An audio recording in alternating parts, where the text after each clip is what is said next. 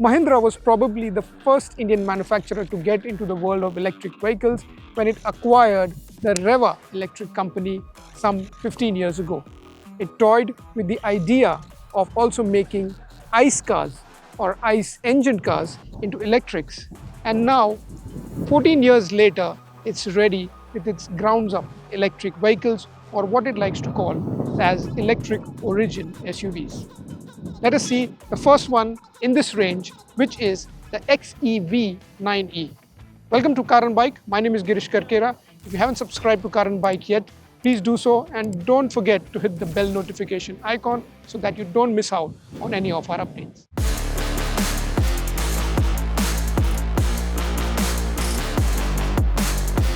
Now, the XEV 9e is based on the InGlow platform.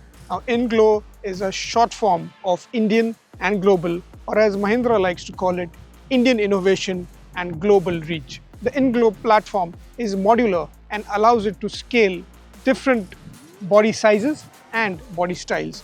For the moment, it has gone in with SUV Coupe. So where does this fit in? The XEV 9e is more or less 4.7 meters long, around 1.9 meters wide, and nearly 1.7 meters tall. So it's not a very tall car, but it's a long car. The wheelbase is around 2,775 millimeters. So it's a big car and will probably compete with its size and the price that it comes for with the likes of the MG ZS EV and even the BYD Atto 3. Now, with the electric origin SUVs, Mahindra has gone in for a new design philosophy or a new design language that it calls hardcore design.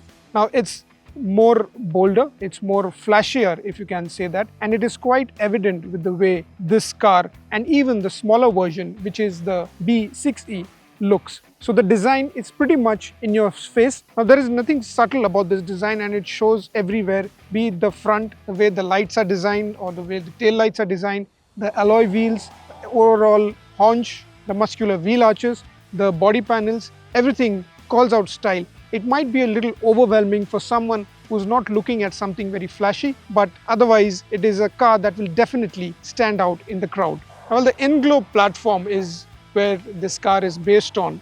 The heart of the InGlow platform is, of course, the battery pack that comes with it. Now, with this car, Mahindra has gone in for the LFP kind of battery cells, which it has sourced from BYD, but assembled it in-house. What it has done, though, is that instead of a battery cell being first packed into modules and then into the battery pack, it has gone into an assembly process which makes it direct cell to pack. This eliminates the need of a module in the middle and frees up a little bit more space to allow it to pack more cells in the same size, and which is the reason why it has been able to give a bigger 79 kilowatt hour battery pack in a car that is only 4.7 meters long. There is also a smaller 59 kilowatt hour battery pack which will come for the cheaper variants, while the top variants will have the 79 kilowatt hour battery pack. It can take up to a 175 kilowatt fast charger, which can charge this car from 10 to 80% in just 20 minutes.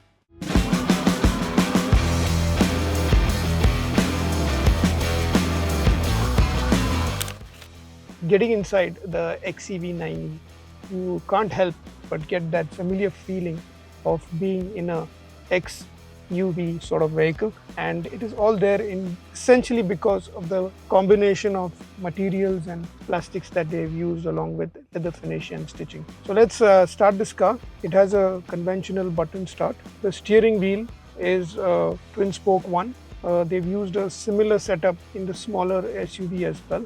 It has a illuminated Infinity logo, which is the new logo for the SUVs. Standard buttons on the steering wheel for volume, for cruise control and accessing the menu.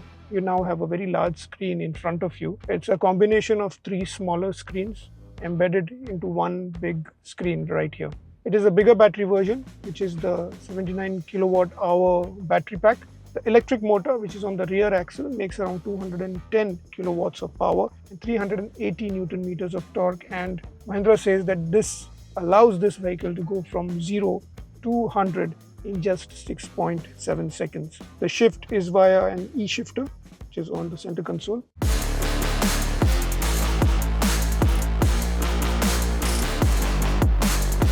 And one thing that is immediately available are the oodles of torque. It's a very torquey engine and it's all available right from the word go. This is a big car and it is a heavy car. The battery alone weighs around 560 kilos. However, you don't get that sense of weight. It's very light-footed and the acceleration or the surge in power is very easy to note. While the steering is all new, they've also changed the way it works. They've given it a variable gear ratios, which allows it to be a little heavier when at higher speeds and very light at lower speeds. And you can notice the difference when you are at higher speeds. You don't have to keep giving it inputs. And that also reduces the chances of any accidents where you've given too many steering input to the vehicle and going at a higher speed, because that may result in some situations. A major work that has gone on the handling side and that has also improved the ride quality of the vehicle is the suspension setup. They have gone with a semi-automatic independent suspension at the front and a 5-link suspension at the rear. And at most speeds, this helps keep the car very pliant while minimizing body roll. Mahindra has said that it has done a lot in the processor that it has used, which even calculates speed breakers, and the car is stable at most speeds, even at triple-digit speeds that you can do. It's only at very low speeds and bad roads where you feel a bit of a bounce, but otherwise it's very straight and calm. And it's relatively quiet, especially road noise. You can hardly hear it inside. A bit of wind noise does creep in though. Turning into corners, I'm taking one which is a long turn at almost 3-digit speeds, and the body roll isn't that significant. But one has to note that although this is an SUV, it's a coupe and it's not very tall. With a very heavy battery at the base, it manages to keep the center of gravity pretty low. While Mahindra has not given its top speed, it looks like this car can potentially do 200 kilometers per hour. The XEV 9e gets disc brakes all around and the bite is pretty strong. Also, the brake feel is very progressive and it is able to keep the car under control at all times. Especially hard braking doesn't seem to upset it and it maintains its line fairly easily.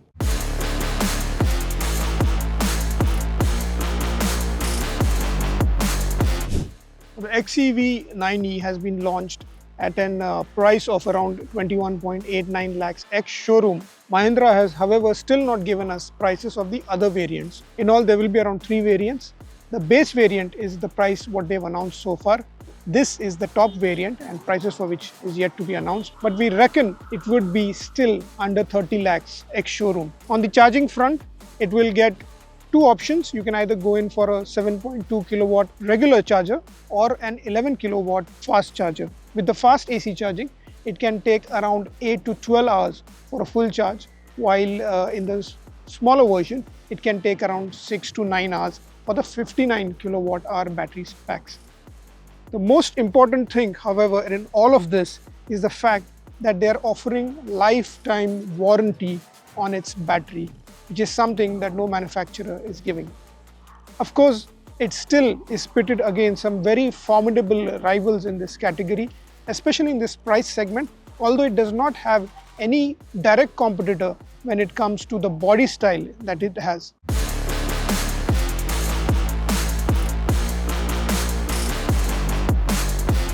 So it's a rather unique proposition and something which is a bit in your face, if I may say so. Maybe not subtle with its approach, but it packs everything that a lot of Indian customers could be looking for in an electric vehicle that is both aspirational, practical, and yet not too expensive. If you have liked this video, do share it with family and friends, and don't forget to follow Current Bike.